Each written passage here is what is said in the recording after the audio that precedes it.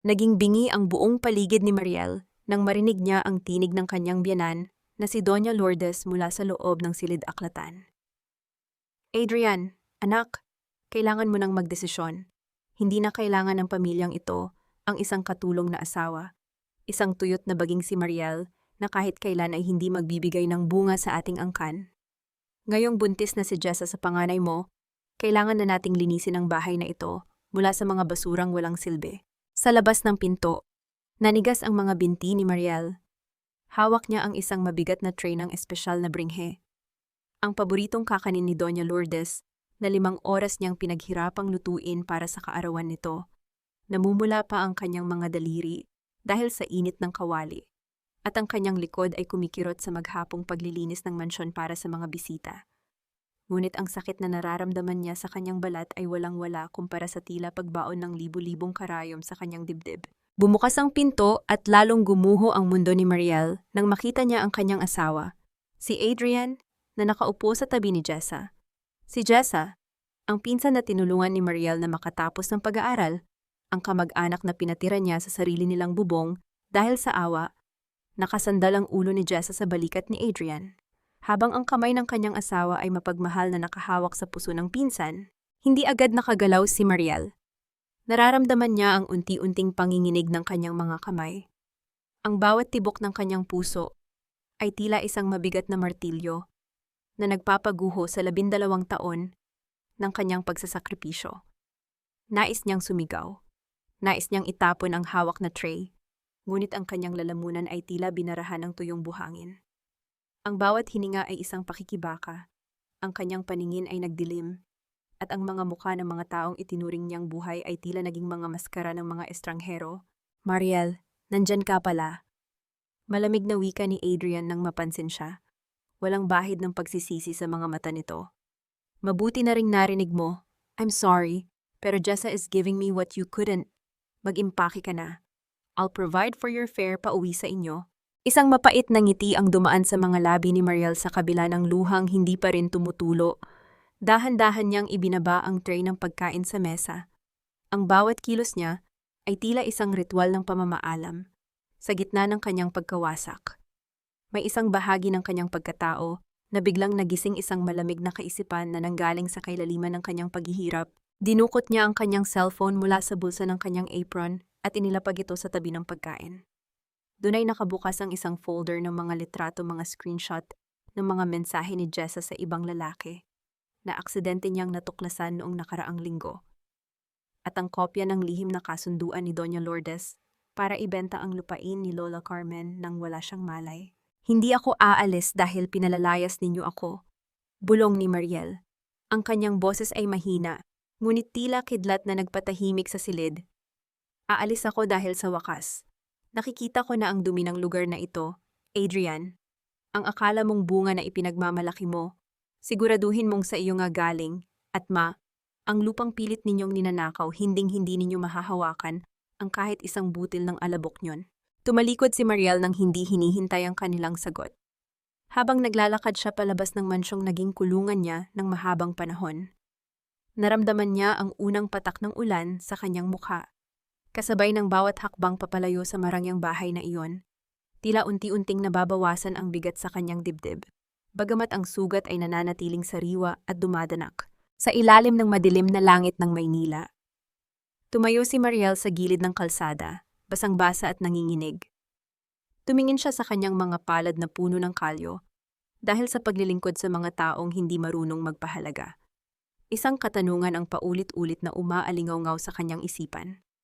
Tila isang sumpa at isang pangako na nagmumula sa kailaliman ng kanyang kaluluwa.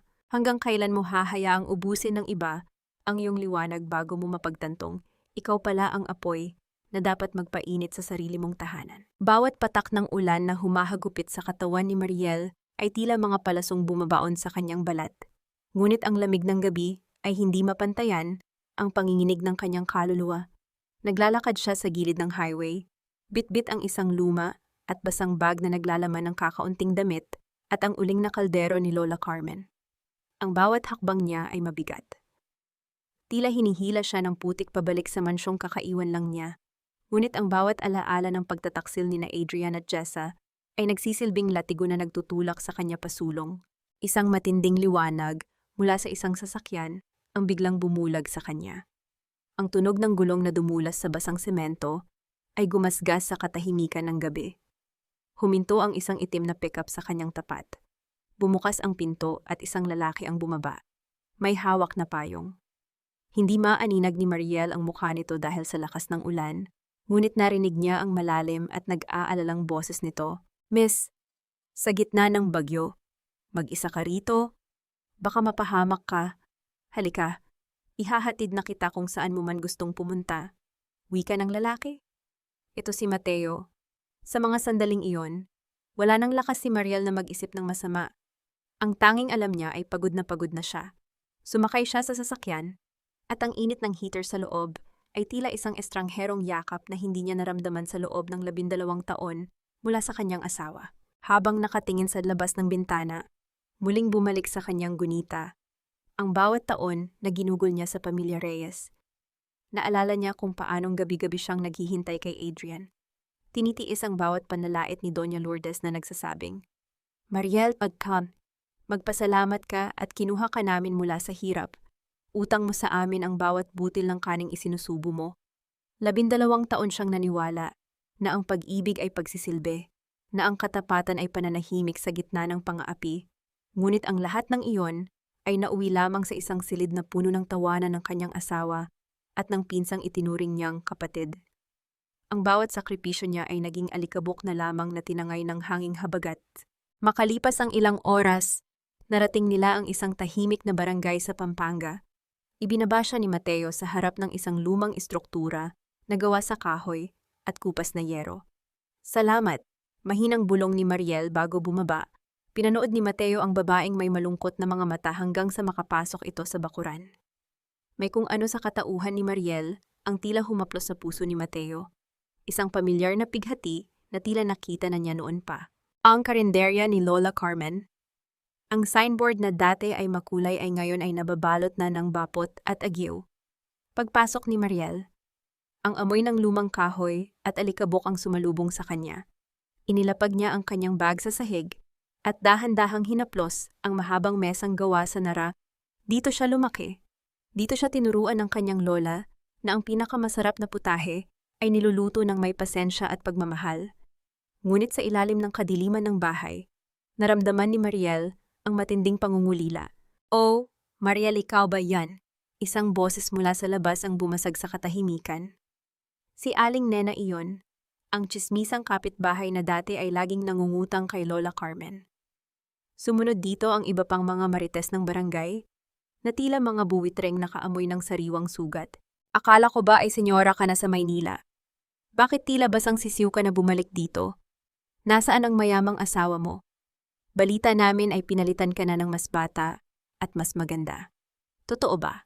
Ang mga tanong nila ay tila mga sampal na paulit-ulit na tumatama sa mukha ni Mariel. Yumuko lamang siya, pilit na hindi ipinapakita ang panginginig ng kanyang mga labi. Ang bawat bulong at hagikik ng mga kapitbahay ay tila lason na kumakalat sa paligid. Pilit na binalewala ni Mariel ang mga ito at lumapit sa pinto ng kusina upang maghanap ng kandila. Ngunit bago pa man siya makahakbang, napansin niya ang isang puting papel na nakadikit sa mismong haligi ng karinderya. Dahan-dahan niyang kinuha ang papel at binasa ang nakasulat sa ilalim ng liwanag ng kidlat mula sa labas.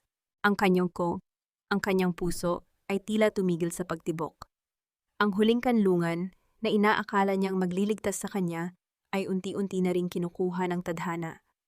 Ang sakit na naramdaman niya sa Maynila ay tila nadagdagan ng isang malaking pader na handang gumuho sa kanyang ibabaw. Pati ba naman ikaw, Lola, iiwan mo rin ba ako? Bulong niya sa hangin, habang ang papel ay nayuyupi sa kanyang mahigpit na pagkakahawak. Ang foreclosure notice mula sa bangko ay maliwanag na nakasaad ang lupang kinatatayuan ng karinderya ay nakasanla at may taning na ang mga araw bago ito tuluyang kuhanin. At ang pirma sa ilalim ng dokumento bilang saksi sa sanlaan ay ang pangalang hinding-hindi niya inaasahan, Adrian Reyes. Part-time, 3 piso. 3 pisong butal na lamang ang halaga ng 12 taon kong paninilbihan bilang asawa. Nakatingin si Mariel sa kanyang palad, kung saan nakapatong ang 3 barya na tila nangungutya sa kanyang kasalukuyang kalagayan. Ang malamig na bakal ng barya ay humahapdi sa kanyang balat, kasabay ng kumakalam niyang sikmura na maghapon ng walang laman. Sa paligid niya, ang lumang kusina ni Lola Carmen ay nananatiling tahimik. Tanging ang paminsan-minsang pagpatak ng tubig mula sa tumutulong gripo ang nagpapaalala sa kanya na buhay pa siya. Sinubukan niyang sindihan ang lumang kalan. Ang bawat pagpihit niya sa sirang hawakan ay naglalabas ng tunog ng nagkikiskisang bakal, ngunit walang apoy na lumalabas. Walang gasul, walang panggatong, at higit sa lahat, wala siyang sahog. Sa gitna ng desperasyon, kinuha niya ang isang pirasong sibuyas na natira sa basket at sinimulang hiwain ito. Ang anghang ng sibuyas ay humalo sa init ng kanyang mga luha, hanggang sa hindi na niya malaman kung ano ang mas masakit, ang hapdi ng kanyang mga mata o ang sugat sa kanyang puso. Biglang bumasag sa katahimikan ang pag-vibrate ng kanyang cellphone sa ibabaw ng mesa. Ang pangalan ni Adrian ay kislap-kislap sa screen, tila isang lason na pilit bumabalik sa kanyang sistema. Sa kabilang linya, ang boses ng kanyang asawa ay puno ng pagmamalaki at kawalang puso. "Mariel, huwag ka nang magmatigas. Narinig ko ang balita. Foreclosure na ang bulok na karinderya ng lola mo. Wala kang pera, wala kang kakampi. Pirmahan mo na ang waiver sa lupa at ibabalik kita rito sa bahay. Gagawin kitang head of housekeeping. May sahod ka pa. Kaysa naman mamatay ka sa gutom dyan sa probinsya. Isipin mo ang sarili mo.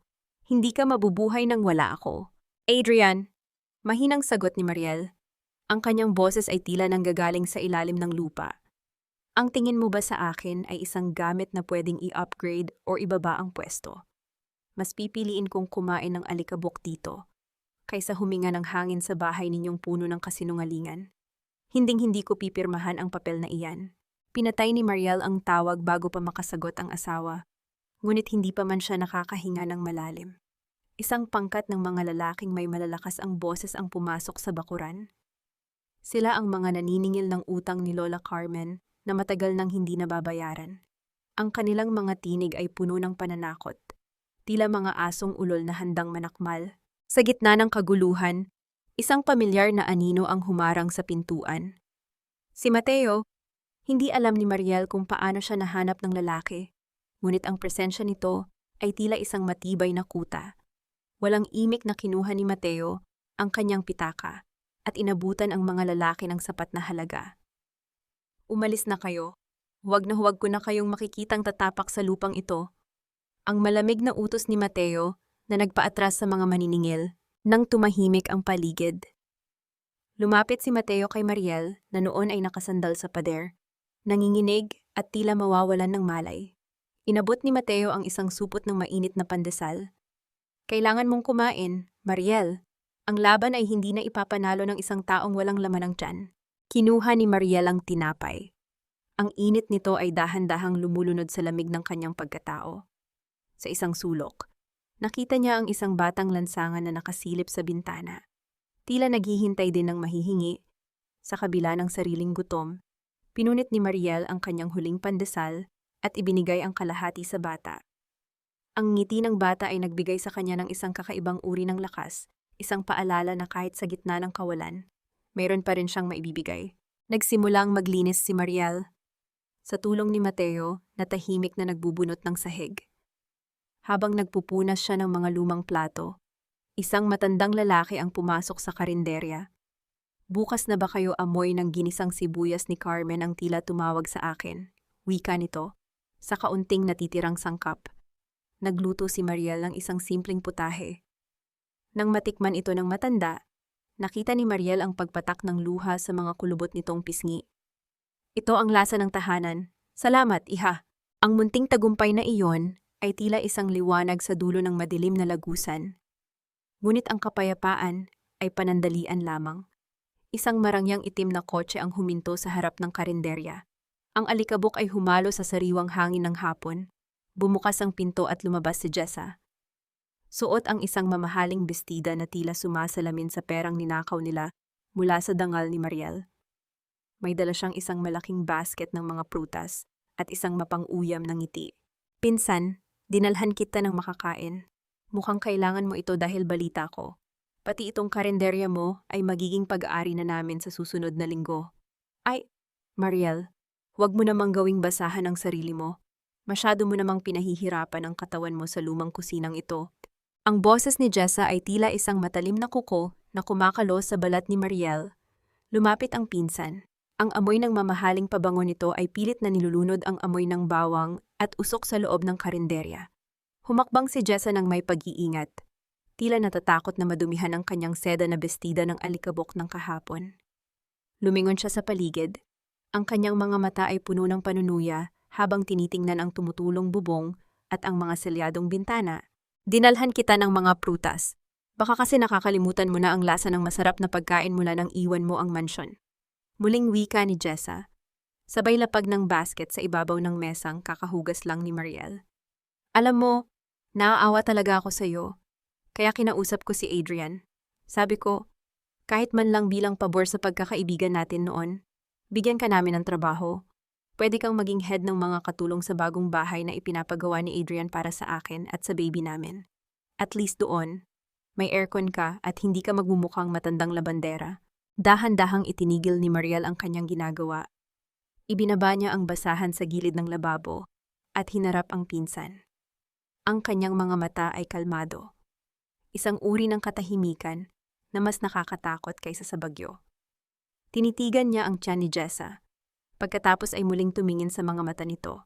Jessa, ang pag-unlad ay hindi nasusukat sa kinang ng suot na alahas or sa laki ng bahay na itinayo sa ibabaw ng luha ng ibang tao. Ang boses ni Mariel ay malamig at matatag. Ang tingin mo ba ay naaapi mo ako sa pag-aalok ng trabahong katulong? Mas marangal ang magsilbi ng may malinis na konsensya kaysa tumira sa palasyong puno ng amoy ng pagtataksil. Ang prutas mo, kainin mo, baka sakaling tumamis ang budhi mo. Namula ang mukha ni Jessa sa galit. Mabilis niyang dinukot ang isang bungkos ng tig-1,000 piso mula sa kanyang mamahaling bag at marahas na ibinalibag ang mga ito sa mesa. Ang tunog ng mga papel na tumama sa kahoy ay tila isang sampal sa dignidad ng silid. Ayan, yan ang kailangan mo. Di ba pambayad sa utang mo? Huwag kang magmalinis. Mariel, gutom ka na. At sa susunod na linggo, kahit itong bulok na karinderyang ito ay wala na sa iyo. Hindi natinag si Mariel. Lumapit siya sa mesa. Dahan-dahang pinulot ang mga perang nakakalat. At nang walang anumang pag-aalinlangan, lumakad siya patungo sa basurahan sa sulok ng kusina. Ang bawat piraso ng 1,000 piso ay dahan-dahang nahulog sa loob ng basurahan, kasama ng mga balat ng sibuyas at dumi ng paligid. Ang katahimikan sa loob ng karinderya ay tila naging mabigat. Tanging ang tunog ng pagbagsak ng mga papel sa kailaliman ng basurahan ang naririnig. Hindi na bibili ng pera mo ang katahimikan ko. Jessa, umalis ka na! Utos ni Mariel. Sa galit ni Jessa, lilingon sana siya upang sumigaw nang bigla siyang mapatigil. Ang kanyang paningin ay napako sa isang lumang portrait ni Lola Carmen na nakasabit sa tapat ng pintuan. Ang mga mata ng matanda sa painting ay tila buhay, nakatingin ng diretso sa kanya, tila hinahatulan ang bawat kasinungalingan sa kanyang puso. Biglang namutla si Jessa. Ang kanyang mga kamay ay nagsimulang manginig at mabilis siyang tumalikod upang lumabas. Tila hinahabol ng isang multo mula sa nakaraan. Nang makaalis si Jessa, napansin ni Mariel ang isang lumang sobre na nalaglag mula sa basket ng prutas na iniwan ng pinsan. Marahil ay hindi napansin ni Jessa na nasama ito. Dahan-dahang binuksan ni Mariel ang sobre. Sa loob nito ay isang lumang mapa ng lupain ng Pampanga at isang sulat kamay na kasunduan na may petsang bago pa mamatay ang kanyang lola. Nakasulat doon ang mga katagang, ang puso ng lupa ay hindi kailanman ibebenta. Ito ay para sa anak ng aking anak. Bumilis ang tibok ng puso ni Mariel. May isang malaking lihim ang pilit na ibinabaon ng pamilya Reyes at ni Jessa tungkol sa lupang ito. Ngunit bago pa man niya matapos basahin ang dokumento, narinig niya ang boses ni Jessa sa labas, sa likod ng malalaking puno ng mangga, na tila may kausap sa telepono. Ang boses nito ay puno ng takot at pagmamadali. Hindi mo naiintindihan? Kailangan nating makuha ang titulo bago pa matuklasan ni Mariel ang tungkol sa Bypass Road Project. At si Adrian, kailangang maniwala siya na siya ang ama ng batang ito hanggang sa makuha ko ang share ko sa kumpanya. Kapag nalaman niya ang totoo tungkol sa atin, pareho tayong katapusan. Nabitawan ni Mariel ang hawak na papel. Ang bawat salitang narinig niya ay tila isang bagong sandata na ibinigay sa kanya ng tadhana. Sa gitna ng dilim ng karinderya, isang malamig na ngiti ang dumaan sa kanyang mga labi. Ang laban ay hindi pa tapos. Nagsisimula pa lamang ang tunay na pagtutuos. Huwag mong pilitin ang sarili mo, Mariel. Minsan, ang kailangan lang ay isang kamay na handang umalalay, nang walang hinihintay na kapalit. Ang malalim na tinig ni Mateo ay tila isang mainit na kumot sa gitna ng maginaw na gabi. Pinanood ni Mariel ang lalaki. Habang matiyagang kinukuskus nito, ang makapal na uling sa mga pader ng kusina. Ang pawis ay umaagos sa gilid ng mukha ni Mateo, at ang kanyang mga braso ay naninigas sa bawat galaw. Ngunit wala siyang reklamo. Sa loob ng 12 taon, nakalimutan na ni Mariel ang pakiramdam ng tinutulungan. Sanay siya ang nagluluto, siya ang naglilinis, siya ang nag-aalaga hanggang sa maubos ang kanyang sarili para sa mga taong wala namang balak siyang saluhin. Dahan-dahang lumapit si Mariel. Bitbit ang isang basang-basahan. Habang sabay nilang nililinis ang lumang kalan, hindi sinasadyang nagdikit ang kanilang mga balat. Isang tila kuryente ang dumaan sa katawan ni Mariel. Isang pakiramdam na matagal na niyang ibinaon sa limot. Mabilis siyang umiwas ng tingin, ngunit napansin ni Mateo ang itim na uling na dumikit sa pisngi ng babae. "Sandali, may dumi ka!" Bulong ni Mateo.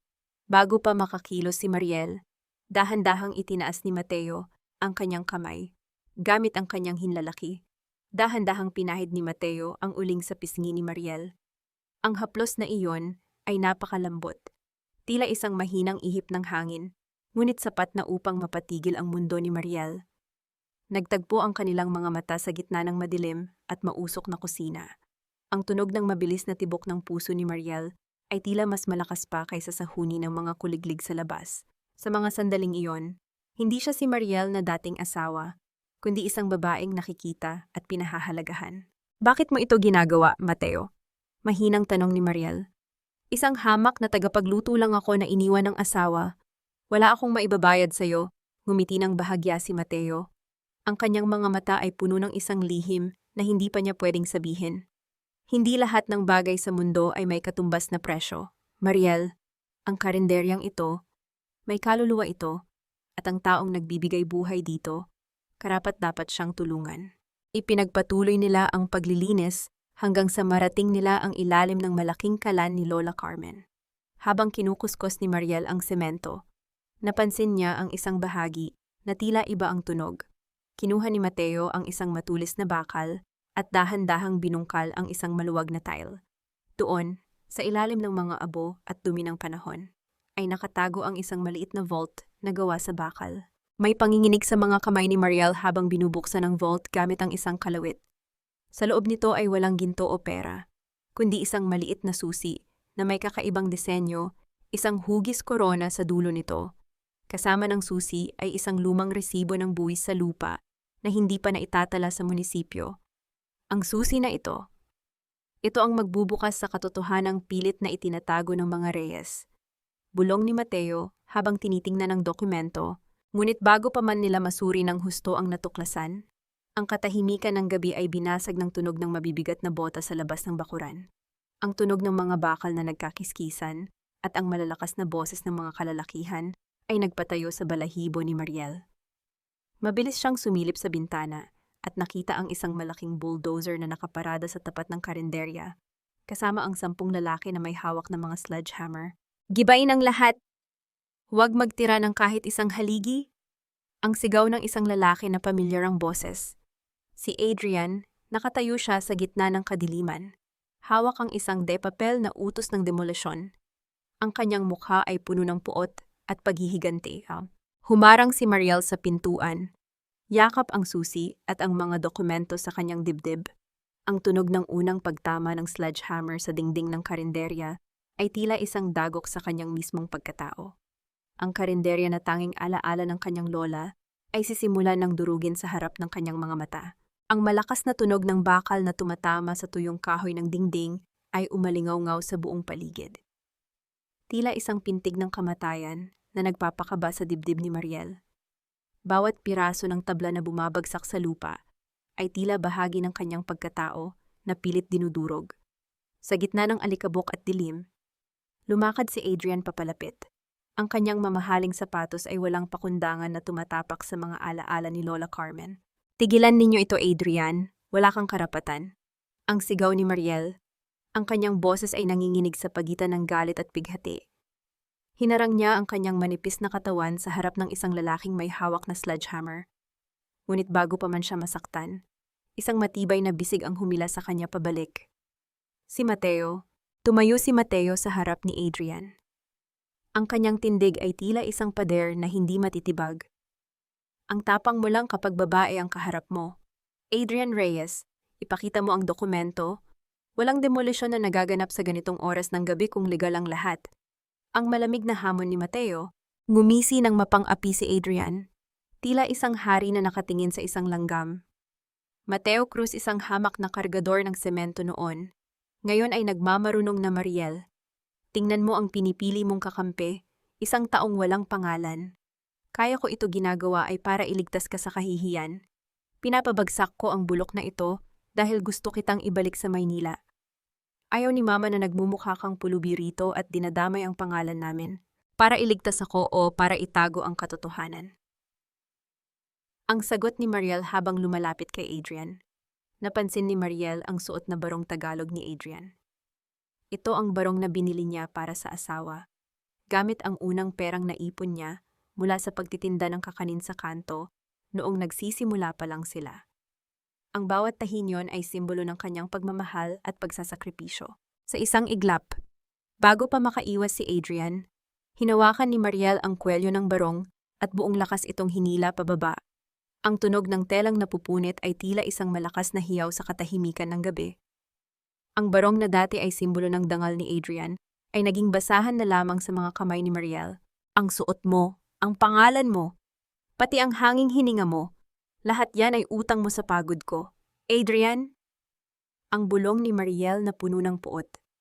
Ngayon, wala na akong utang na loob sa inyo. Si Doña Lourdes ang nag-utos nito, hindi ba?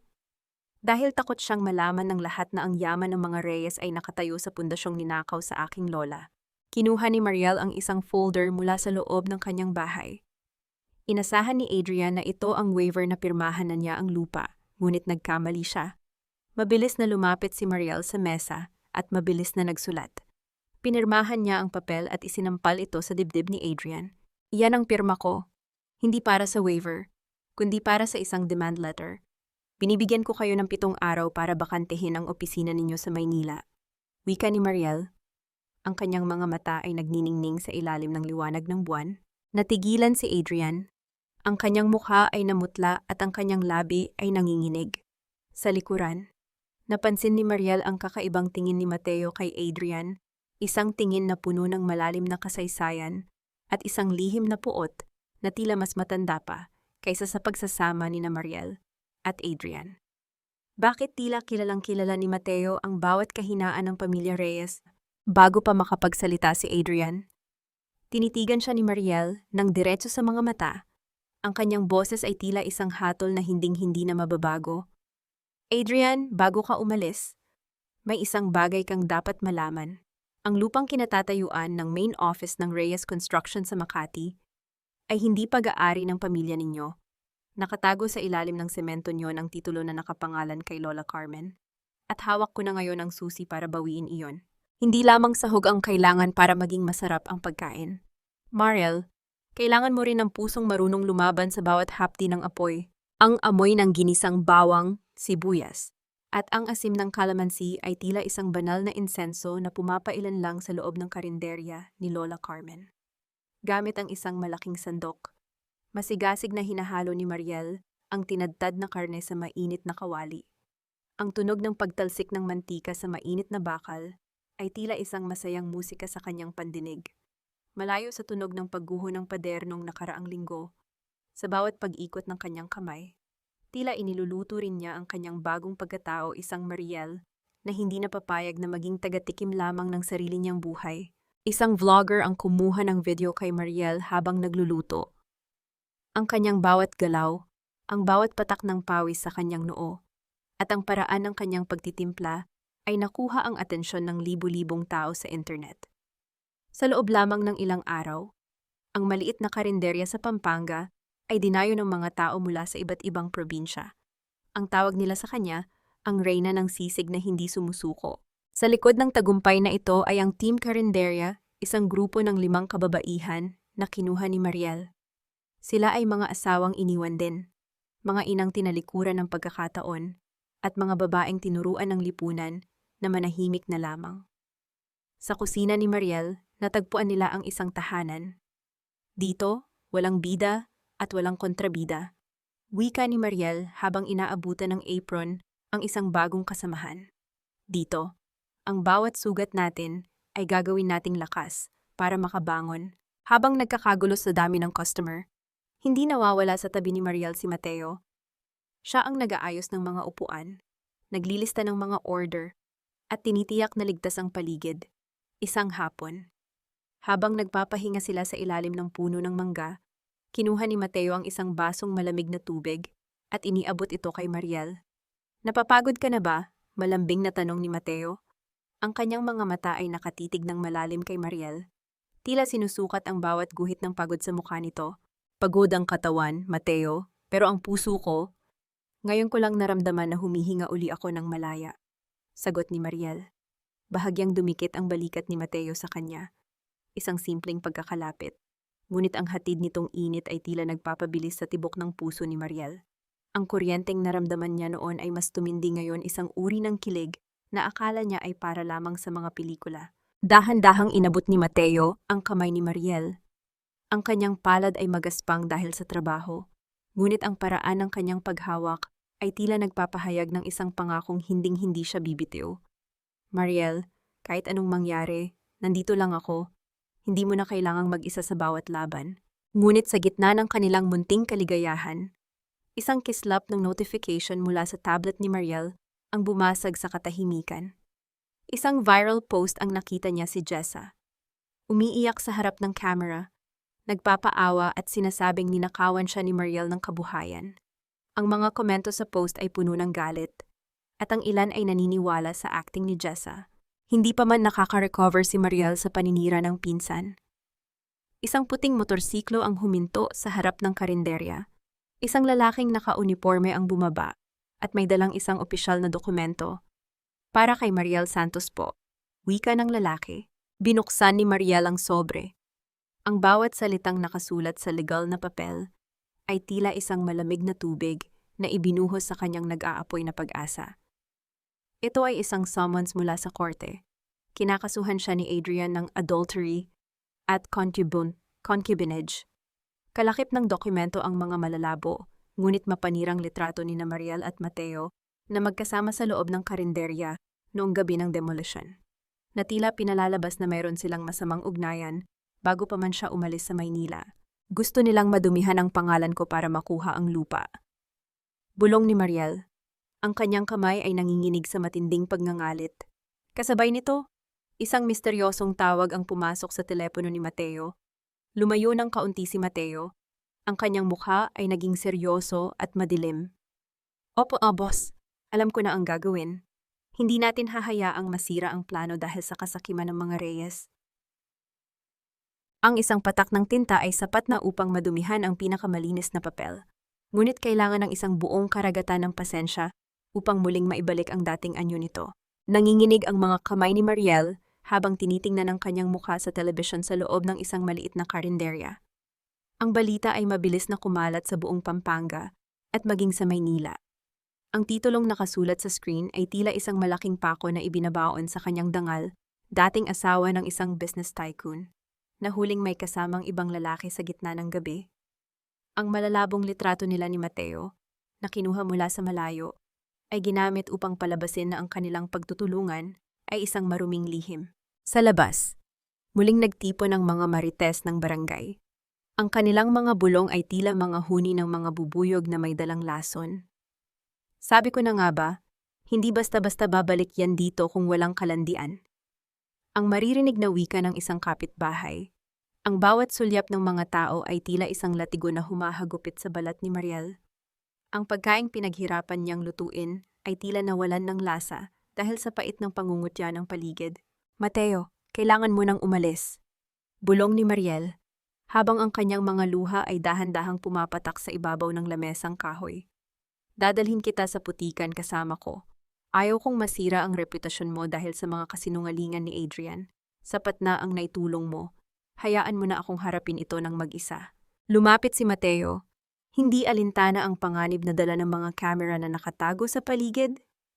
Sa halip na lumayo, kinuha niya ang mga kamay ni Mariel at hinawakan ito ng mahigpit. Ang init ng kanyang palad ay tila isang matibay na kuta na nagbibigay ng proteksyon. Mariel, tingnan mo ako. Ang malalim na utos ni Mateo. Nang magtagpo ang kanilang mga mata, nakita ni Mariel ang isang determinasyong hinding-hindi matitibag. Hindi ako aalis, dahil noon pa man, bago ka pa ikasal kay Adrian, kilala na kita. Hindi mo ba natatandaan? Noong bata pa tayo, ang nanay mo ang nagpaaral sa akin nang mamatay ang mga magulang ko. Ako ang batang laging naghihintay sa labas ng bahay ninyo para lang makita ang ngiti mo. Ang utang na loob ko sa pamilya ninyo ay hindi mababayaran ng kahit anong yaman. At ang pagmamahal ko sa iyo, ito ay hindi isang pagkakamali na dapat ikahiya. Nagulat si Mariel sa revelasyon ni Mateo. Ang kanyang alaala ay bumalik sa isang payak na kahapon, sa isang batang lalaki na laging may bitbit na libro at may malulungkot na mata. Ang tadhana ay tila naglaro. Ibinalik ang taong tinulungan nila noon upang siya naman ang sumagip sa kanya ngayon. Sa gitna ng madamdaming sandaling iyon, biglang dumagsa ang mga reporter sa harap ng karinderya. Ang tunog ng sunod-sunod na pagpindot sa mga kamera ay tila mga kidlat na bumabasag sa katahimikan. Hinarap sila ni Mariel. Bitbit ang isang katapangan na nanggaling sa kailaliman ng kanyang paghihirap. Ang dangal ay hindi nasusukat sa mga litratong walang katotohanan. Ang sigaw ni Mariel sa harap ng mga microphone. Ang tunay naman siya ay nasa kamay ng mga taong nagnanakaw ng lupa at nandaraya sa sariling pamilya. Kung iniisip ninyo na susuko ako dahil sa kahihiyang ito, nagkakamali kayo. Mas lalo ninyo lang akong binibigyan ng dahilan upang lumaban. Isang golden moment ang nasaksihan ng lahat ng sa gitna ng kaguluhan. Hinalikan ni Mateo ang kamay ni Mariel sa harap ng mga kamera, isang akto ng paggalang at matapang na pag-amin na hindi sila natatakot sa sasabihin ng mundo. Ngunit sa gitna ng tension, isang matinis na tunog mula sa mga cellphone ng lahat ang sabay-sabay na umalingaw-ngaw. Isang bagong notification ang lumitaw sa lahat ng social media platforms. Hindi ito tungkol kay Mariel. Isang video scandal ang biglang kumalat ang video ni Jessa sa loob ng isang mamahaling kwarto ng hotel, ngunit hindi si Adrian ang kasama niya. Ang lalaki sa video ay isang kilalang politiko na matagal ng kaaway ng pamilya Reyes. Ang watkak mukha ni Jessa ay malinaw na makikita sa video, kasama ang kanyang mga salitang nagpapatunay na ang batang dinadala niya ay hindi kay Adrian. Ang sandata na ginamit nila upang wasakin si Mariel ay tila naging isang boomerang na bumalik at tumama sa mismong puso ng kanilang kasinungalingan. Ang bawat kasinungalingan ay parang isang pader na yari sa buhangin gaano man ito katayog. Isang hampas lang ng katotohanan ay tuluyan itong maglalaho. Nabitawan ni Adrian ang kanyang baso nang mapanood ang kumakalat na video ni Jessa. Ang tunog ng nabasag na kristal sa sahig ay tila ang huling hininga ng kanyang dangal. Nanigas siya sa kanyang kinauupuan habang naririnig ang boses ni Jessa sa screen na tumatawa at sinasabing ang pamilya Reyes ay mga uto-uto na madaling paniwalain sa isang peking pagbubuntis. Ang bawat salita ng babaeng pinagpalit niya kay Mariel ay tila isang matalim na kutsilyo na humihiwa sa kanyang pagkatao. Hindi sa akin ang batang iyan ang nanghihinang bulong ni Adrian. Ang kanyang mga kamay ay nanginginig habang pilit na idinidal ang numero ni Jessa. Ngunit tanging malamig na tinig ng operator ang sumasagot sa kanya. Sa loob ng mansyon ng mga Reyes, ang katahimikan ay binalot ng matinding tensyon. Nang dumating si Jessa upang kuhanin ang kanyang mga gamit, sinalubong siya ni Doña Lourdes ng isang marahas na sampal na nagpaaling-awngaw sa buong bulwagan. Ang tunog ng palad na tumama sa pisngi ay tila ang hudyat ng digmaan sa pagitan ng dalawang ahas. Walang hiya ka, pinatira kita rito. Ibinigay namin sa iyo ang lahat. Tapos gagawin mo kaming katatawanan sa buong bansa. Ang sigaw ni Doña Lourdes. Ang kanyang boses ay pumipiyok sa tindi ng galit. Huwag kang magmalinis, matandang hukluban. Ang sagot ni Jessa habang pinapahira ng dugo sa kanyang labi. Kinuha ninyo ako para lang magkaroon ng tagapagmana dahil baog ang anak mo. Ginamit ninyo ako para saktan si Mariel. Kaya huwag kang umarte na parang biktima. Pare-pareho lang tayong madumi rito. Habang nagkakagulo ang pamilya Reyes, dumating ang mas malaking dagok. Isang pangkat ng mga sheriff at mga tauhan ng bangko ang pumasok sa kanilang bakuran. Ang tunog ng kanilang mabibigat na hakbang sa marmol na sahig ay tila tunog ng hatol ng tadhana. Dahil sa sunod-sunod na pagkakamali ni Adrian sa negosyo at ang pagkakadiskubre sa mga anomaliya sa kanilang kontrata, tuluyan nang idineklara ang pagkalugi ng Reyes Construction. Kailangan ninyong lisanin ang mansyong ito sa loob ng 24 na oras. Ang malamig na pahayag ng sheriff, isang golden moment ang naganap ng pilit na kinukuha ng mga tauhan, ang mga alahas ni Doña Lourdes, bilang bahagi ng pambayad sa utang. Ang tunog ng mga gintong kwintas na hinihila mula sa kanyang leeg ay tila ang pagtanggal ng huling piraso ng kanyang kapangyarihan. Si Doña Lourdes, na dating hindi tumatapak sa lupa ng walang suot na mamahaling tsinelas, ay napilitang tumayo sa kalsada, walang saplot sa paa at yakap ang kanyang sarili habang pinapanood ang pagsasara ng kanilang pintuan. Sa kabilang banda, sa Pampanga, payapang nakatayo si Mariel kasama ang kanyang abogado at si Mateo. Hawak niya ang orihinal na titulo ng lupa na napatunayan ng korte na kailanman ay hindi na ilipat ng legal sa mga Reyes. Sa pamamagitan ng pagtutulungan ni Mateo at ng mga dating kasamahan ni Lola Carmen. Napatunayan ang pandaraya ni Doña Lourdes 10 taon na ang nakalilipas. Mariel, sa iyo na muli ang lahat, bulong ni Mateo. Ang kanyang kamay ay nakapatong sa balikat ni Mariel bilang suporta. Naglakad si Mariel patungo sa harap ng saradong kumpanya ng mga Reyes sa Makati. Doon niya nakita si Adrian at Doña Lourdes na nakaupo sa gilid ng kalsada. Pinalilibutan ng mga reporter na dati ay pinapalakpakan sila. Nang makita ni Doña Lourdes si Mariel, sinubukan niyang tumayo at sumigaw, ngunit ang kanyang boses ay wala ng lakas. Mariel, tulungan mo kami, ang mahinang pakiusap ni Adrian. Ang kanyang mga mata ay puno ng pagsisisi at kahihiyan. Tiningnan sila ni Mariel ng may halong awa, ngunit walang bakas ng pagnanais na bumalik. Ang kanyang puso ay wala ng puwang para sa puot, dahil ang katarungan na ang gumawa ng paraan para sa kanya. Ngunit bago pa man siya makasagot, ang matinding init ng araw at ang tindi ng kahihiyan ay tila naging labis para kay Doña Lourdes. Ang matanda ay biglang napahawak sa kanyang dibdib. Ang kanyang mga mata ay naningkit sa sakit, at dahan-dahang bumagsak ang kanyang katawan sa mainit na semento ng kalsada. Ang tunog ng kanyang pagbagsak ay sinundan ng malakas na sigaw ni Adrian na humihingi ng saklolo sa mga taong kanina lang ay hinahamak niya. Hindi sapat ang salitang patawad para idugtong ang isang pusong 12 taon mong pinira-piraso nang walang pakundangan. Ang boses ni Mariel ay mahina ngunit tila isang malakas na hatol sa loob ng maliit na silid sa ospital. Nakatayo siya sa tapat ng higaan ni Doña Lourdes, kung saan ang matanda ay nakahiga ng walang kibo. Pinalilibutan ng mga tubong nagbibigay buhay sa kanya. Ang tunog ng makinang nagbabantay sa bawat tibok ng puso ng matanda ay tila isang mabagal at malungkot na ritmo sa gitna ng katahimikan. Sa labas ng pinto, naririnig ang boses ni Adrian na nakikipag-usap sa doktor. Ang tono nito ay puno ng desperasyon at takot. Pumasok si Adrian sa silid at biglang lumuhod sa paanan ni Mariel. Ang tunog ng kanyang mga tuhod na tumama sa malamig na tiles ay tila ang tunog ng pagbagsak ng kanyang huling depensa. Hinawakan niya ang laylayan ng damit ni Mariel. Ang kanyang mga mata ay puno ng luhang hindi na kayang itago ang pagsisisi. Mariel, please. Alam kong wala akong karapatang humiling sa iyo, pero iligtas mo ang kumpanya. Iligtas mo ang buhay ni Mama. Gagawin ko ang lahat. Maging katulong mo man ako sa karinderya. Huwag mo lang kaming talikuran sa gitna ng kadilimang ito. Mahal kita. Mariel. Ngayon ko lang na-realize kung gaano ako naging tanga. Tiningnan siya ni Mariel nang may malalim na pighati. Adrian, ang pag-ibig ay hindi parang damit na kapag nalamatan ay maaari mong tahin muli at suotin na parang bago. Ang pag-ibig ay parang basong kristal.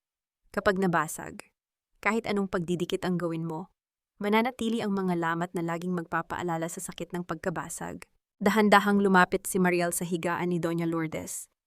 May dala siyang isang maliit na lalagyan ng mainit na lugaw, ang huling putahe na niluto niya para sa biyanan. Ito ang lugaw na dati ay hinahamak ni Doña Lourdes, na tinatawag nitong pagkaing mahirap na hindi karapat-dapat sa mesa ng mga reyes. Isang golden moment ang nasaksihan sa loob ng silid nang dahan-dahang kumuha si Mariel ng isang kutsara ng lugaw at hinipan ito bago itapat sa labi ng matanda. Kumain kayo. Ito ang pagkaing binuhay ako nung mga panahong gutom na gutom ako sa pagmamahal sa bahay ninyo. Tikman ninyo ang lasa ng pagpapakumbaba. Ang mga mata ni Doña Lourdes ay dahan-dahang bumukas, at ang kanyang mga luha ay bumaybay sa kanyang mga kulubot na pisngi. Ang kanyang panginginig na kamay ay pilit na humahawak sa kamay ni Mariel, isang tahimik na pagkilala na ang taong hinamak niya ay siya ring huling kamay na aakay sa kanya sa bingit ng kamatayan. Pagkatapos ng sandaling iyon, lumabas si Mariel sa ospital upang asikasuhin ang pinakamalaking kaganapan sa kanyang buhay, ang pagbubukas ng pinakamalaking karinderya ni Lola Carmen. Sa gitna mismo ng Makati, ang bawat dekorasyon sa loob ng bagong kainan ay nagsasalaysay ng kwento ng kanyang pagbangon. Ang amoy ng masarap na pagkain ay dumadaloy sa buong gusali. Tila isang paanyaya sa lahat na ang bawat sugat ay may katapat na lunas. Ngunit sa gitna ng selebrasyon, isang babaeng may gulo-gulong buhok at kupas na damit ang pilit na pumapasok sa loob. Si Jessa, ang kanyang mukha ay puno ng galit. Bitbit ang isang bote ng asido na balak niyang ibuhos sa mukha ni Mariel sa huling pagkakataon. Kung hindi ako magiging masaya, walang sino mang pwedeng maging masaya, ang sigaw ni Jessa habang sumusugod patungo kay Mariel. Mabilis na humarang si Mateo upang protektahan si Mariel. Ngunit bago pa man makalapit si Jessa, napatigil siya sa gitna ng kalsada. Isang patrol ng pulisya ang mabilis na humarang sa kanya. Nalaman na ng mga awtoridad ang tungkol sa kanyang pakikipagsabwatan sa ilegal na politiko at ang pagnanakaw niya sa kumpanya ni Adrian. Ang tunog ng mga posas na isinasara sa kanyang mga kamay ay tila ang huling tuldok sa kanyang kasamaan. Hinarap ni Mariel si Adrian sa huling pagkakataon sa harap ng kanyang bagong negosyo. Adrian, pinapatawad na kita. Pinapatawad kita hindi dahil karapat-dapat ka, kundi dahil pagod na akong dalhin ang bigat ng galit mo sa puso ko. Malaya ka na, at malaya na rin ako. Iniwan ni Mariel ang asawa na nakatayo sa gitna ng kalsada, habang siya ay pumasok sa loob ng kanyang karinderya kasama si Mateo. Ngunit habang nagsasaya ang lahat, isang maliit na bata ang lumapit kay Mariel at may iniabot na isang sulat na walang pangalan. Ang nilalaman yon ay tila isang bagong palaisipan na muling magpapatibok ng mabilis sa kanyang puso. Hindi pa tapos ang lahat. Mariel, may isang sikreto pa ang lola mo na hinding-hindi mo inaasahan. Ang tagumpay ay hindi lamang tungkol sa taas ng iyong narating, kundi sa dami ng mga kamay na iyong hinawakan habang ikaw ay umaakyat mula sa hukay ng pagkabigo. Ang malakas na palakpakan ay umalingaw-ngaw sa loob ng marangyang hall ng isang hotel sa Maynila. Ngunit para kay Mariel, ang tunog na iyon ay tila isang malayo at malabong himig. Nakatayo siya sa gitna ng entablado, suot ang isang eleganteng Filipiniana na gawa sa hinabing tela mula sa Pampanga. Ang liwanag ng mga spotlight ay tumatama sa kanyang mukha. Ngunit ang tunay na ningning ay nagmumula sa kanyang mga mata, isang liwanag na pinatigas ng apoy, ng pagsubok at pinalambot ng luha, ng pagpapakumbaba. Ang parangal na ito ay hindi para sa akin. Ang simula ng kanyang talumpati, ang kanyang boses ay matatag at puno ng emosyon. Ito ay para sa lahat ng mga babaeng sinabihan na wala silang silbi, para sa mga asawang iniwan dahil akala nila ay katulong lamang sila, at para sa mga lola na ang tanging pangarap ay pakainin ang kanilang pamilya ng may dangal. Ang karinderya ni Lola Carmen ay hindi lamang isang negosyo. Ito ay isang tahanan para sa mga pusong naghahanap ng pag-asa. Sa isang sulok ng hall, nakita niya ang kanyang team karinderya, ang mga kababaihang dati ay walang direksyon. Ngayon ay mga managers at chefs na ng kanyang iba't ibang branch. Ang kanilang mga ngiti ay ang pinakamalaking premyo na natanggap niya. Sa kabilang banda, malayo sa kinang ng entablado, naroon si Adrian. Nakasuot siya ng simpleng uniforme ng isang construction foreman sa ibang kumpanya. Hindi na siya ang mayabang na tycoon. Siya ay isang lalaking nagsisimula muli mula sa ibaba. Tiningnan niya si Mariel ng may matinding paggalang at pangungulila. Ngunit alam niyang wala na siyang pwesto sa tabi nito. Isang sulyap lamang ang ibinigay ni Mariel sa kanya, isang sulyap ng kapayapaan, na nagsasabing wala na ang galit, ngunit wala na rin ang dating pag-ibig. Samantala, sa loob ng isang madilim na selda sa kulungan, nakaupo si Jessa sa sahig. Ang tunog ng pagsasara ng bakal na pinto ay tila ang tanging musika sa kanyang buhay ngayon. Wala na ang kanyang mga alahas. Wala na ang kanyang marangyang buhay. Ang tanging natira sa kanya ay ang mapait na alaala ng kanyang kasakiman. Pagkatapos ng parangal, nagtungo sina Mariel at Mateo sa kanilang paboritong pwesto sa Pampanga, sa ilalim ng lumang puno ng mangga sa likod ng orihinal na karinderya. Ang simoy ng hangin ay may dalang amoy ng sariwang damo at hinog na prutas. Isang golden moment ang naganap ng kuhanin ni Mateo, ang isang maliit na kahon mula sa kanyang bulsa. Mariel, bulong ni Mateo. Ang kanyang boses ay nanginginig sa kaba at kagalakan. Noon, pangarap lang kitang makita mula sa malayo. Ngayon, gusto kong ikaw ang maging huling tanawin ko bago ako pumikit gabi-gabi. Hahayaan mo ba akong samahan ka sa susunod pang kabanata ng buhay mo? Dahan-dahang tumango si Mariel. Ang kanyang mga luha ay muling pumatak. Ngunit sa pagkakataong ito ay luha ng wagas na kaligayahan.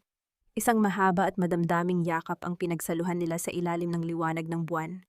Isang yakap na sumasagisag sa pagtatapos ng kanilang paghihirap. Kinabukasan, habang nag-aayos si Mariel ng mga lumang gamit sa kanyang silid upang lumipat sa kanilang bagong bahay, nabangga niya ang isang lumang kahon na gawa sa nara. Nang bumukas ito, lumabas ang isang maliit na sapatos ng sanggol, isang puting sapatos na ganchilyo na tila napakatanda na. Napakunot ang noo ni Mariel. Alam niyang wala siyang anak. At ang sapatos na iyon ay hindi kay Adrian. Sa ilalim ng sapatos ay may nakasabit na isang maliit na medalyon. Nang buksan niya ito, nakita niya ang litrato ni Lola Carmen na may karga-kargang isang sanggol, at sa likod nito ay may nakasulat na pangalan at petsa. Ang petsa ay tumutugma sa kaarawan ni Mateo, at ang pangalang nakasulat ay hindi Mateo Cruz, kundi isang pangalang nag-uugnay sa kanya sa pinakamalaking lihim ng pamilya Reyes. Mateo, ikaw ang mahinang bulong ni Mariel, habang ang kanyang puso ay nagsimulang tumibok ng mabilis dahil sa isang bagong katotohanang handa ng sumabog. Ang bawat paglubog ng araw ay hindi hudyat ng katapusan, kundi isang pangako na bukas ay may bagong liwanag na darating upang burahin ang bawat bakas ng dilim. Ang umaga sa Pampanga ay sinalubong ng huni ng mga ibon at ang amoy ng sariwang kape na nagmumula sa kusina ng karinderya ni Lola Carmen. Nakatayo si Mariel sa harap ng salamin. Suot ang isang payak ngunit napakagandang puting bestida na yari sa pinong puntas. Wala siyang suot na mamahaling alahas. Tanging ang medalyon ni Lola Carmen na nahanap niya kahapon ang nakasabit sa kanyang leeg. Sa loob ng medalyong iyon ay ang katotohanang nagpabago sa kanyang pananaw. Si Mateo ay hindi lamang isang estrangherong tumulong sa kanya. Siya ang anak ng bunsong kapatid ni Mariel na matagal nang nawalay sa pamilya dahil sa kaguluhan sa lupa noon. Sila ay pinagtagpo ng tadhana hindi lamang para sa pag-ibig, kundi para buuin ang pamilyang pinira-piraso ng kasakiman.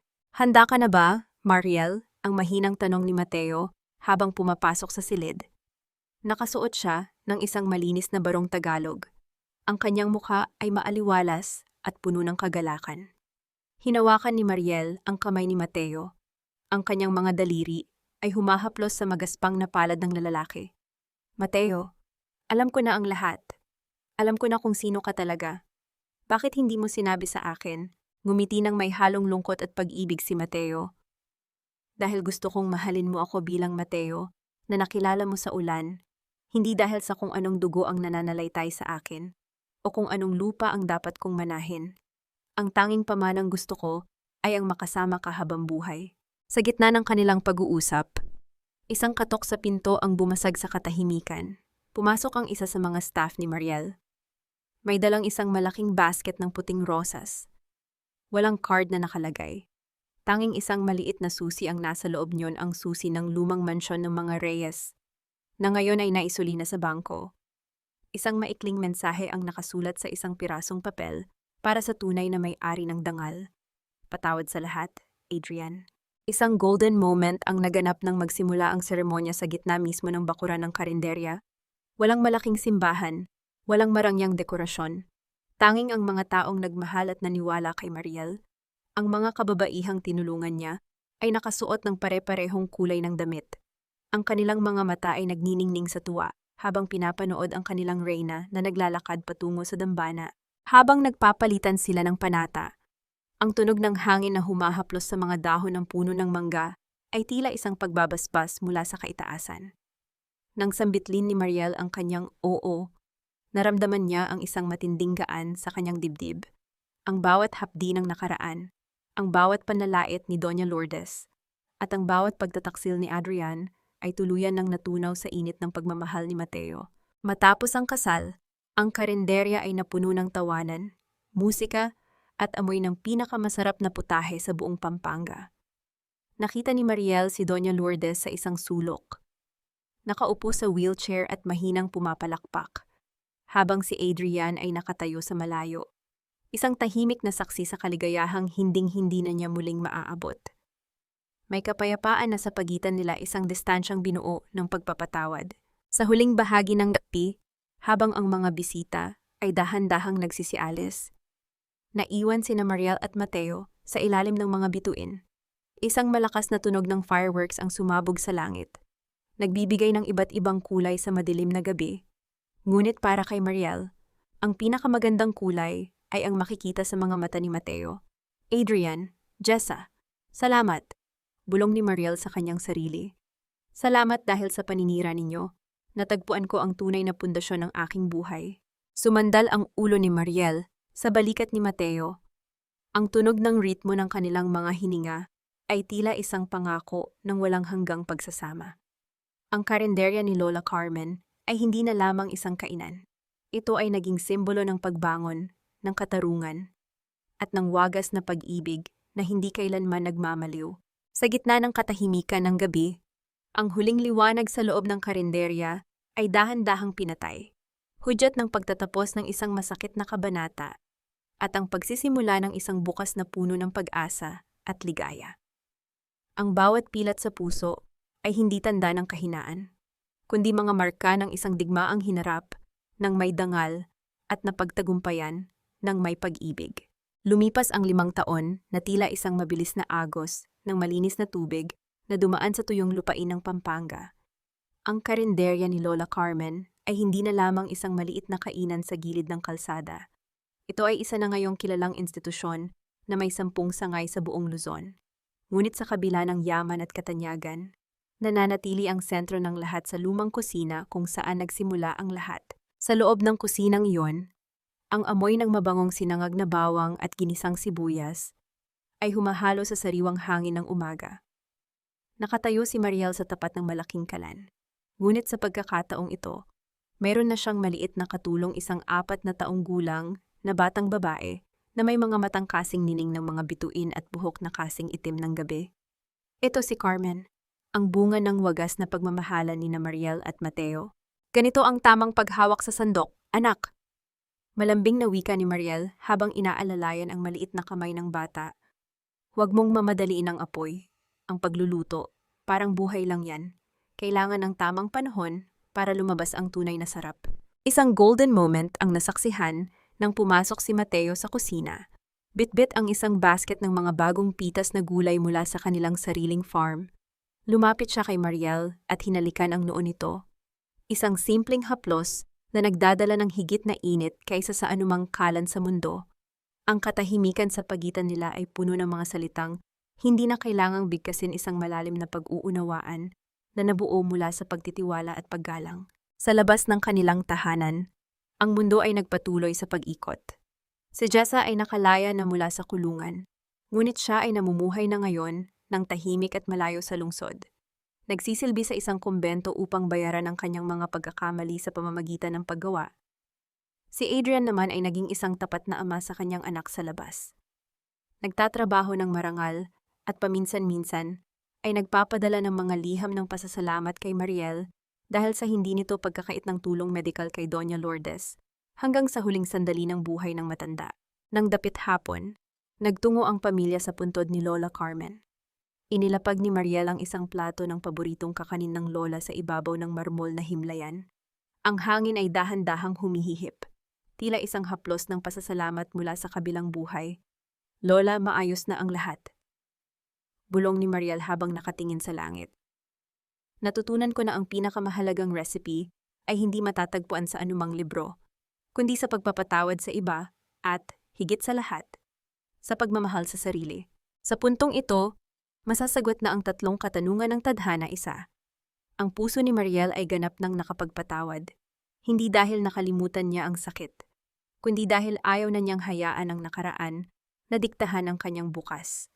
2, nakatagpo na siya ng tunay na kapayapaan sa piling ng isang lalaking itinuturing siyang reyna ng sarili niyang buhay. 3, at ang aral na iniwan niya sa bawat tagapakinig ay simple lamang. Ang pagiging matatag ay hindi nangangahulugang hindi ka iiyak, kundi ang pagpili na tumayo at magluto muli, kahit gaano pa kapait ang huling putahe ng iyong buhay. Humarap si Mariel kay Mateo at kay Carmen, ang kanyang dalawang pinakamalaking kayamanan. Habang naglalakad sila pabalik sa karinderya na punong-puno ng mga taong nagtatawanan at kumakain ng masaya, naramdaman ni Mariel ang isang matinding kaganapan. Ang kanyang kwento ay hindi natapos sa pagiging isang biktima, kundi sa pagiging isang arkitekto ng sarili niyang kaligayahan. Ang huling liwanag ng araw ay dahan-dahang naglaho, ngunit sa loob ng karinderya ni Lola Carmen, ang apoy ng pag-asa ay hinding-hindi na muling mamamatay.